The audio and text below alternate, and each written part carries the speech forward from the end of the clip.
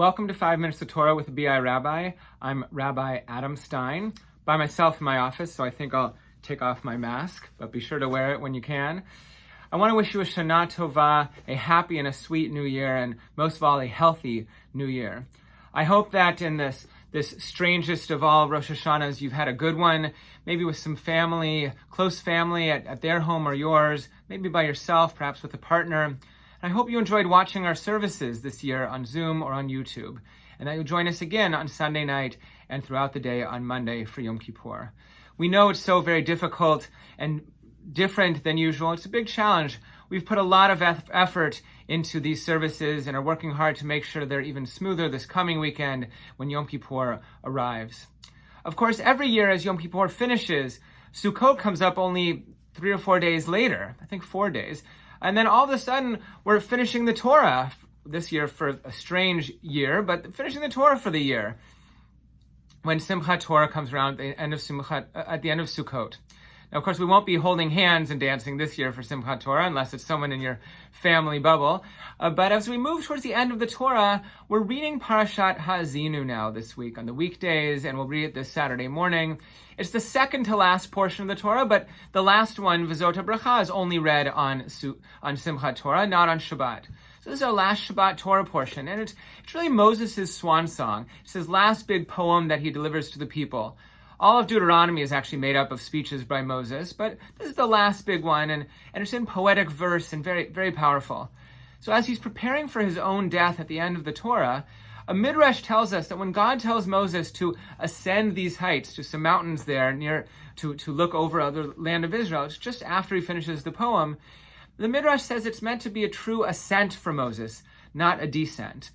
And it's a beautiful opportunity to think about how people at the end of their lives, like Moses is, can ascend spiritually and how we can help them as their community and their loved ones.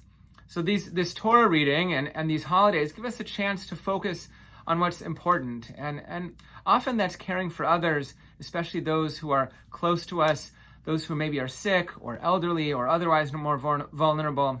And it's at places like Louis Breyer and the Weinberg residence that give such good care to our loved ones, where this caring really is exemplified so much.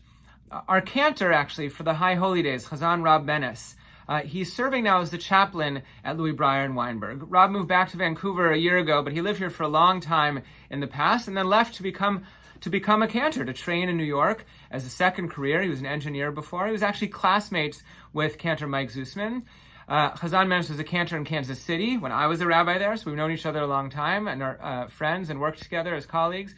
He was a cantor in Las Vegas. He was an executive director at a shul in Pittsburgh, and now he's back here as the chaplain at Louis Breyer and Weinberg residence. And he does so much great work for the residents, for families, for the staff there, bringing pastoral care to meet their spiritual needs and bringing Jewish content and education to the residents and really to the staff as well. So everyone can get more connected to Judaism, the religion, the culture, all sorts of things in a really meaningful way.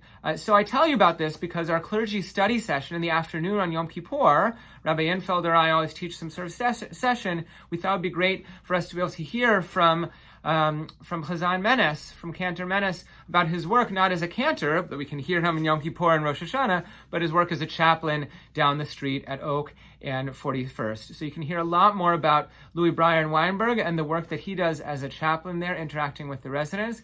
And that session will be, I believe, at 3:55 on Yom Kippur afternoon. And you should see the link in your weekly email from the shul that went out on Thursday, and you can also find it on our website. So again, a Shana Tova Umetuka, a happy and a sweet and most of all healthy new year, and Gemar Chatima Tova. May we all be sealed, not just written, in the book of life.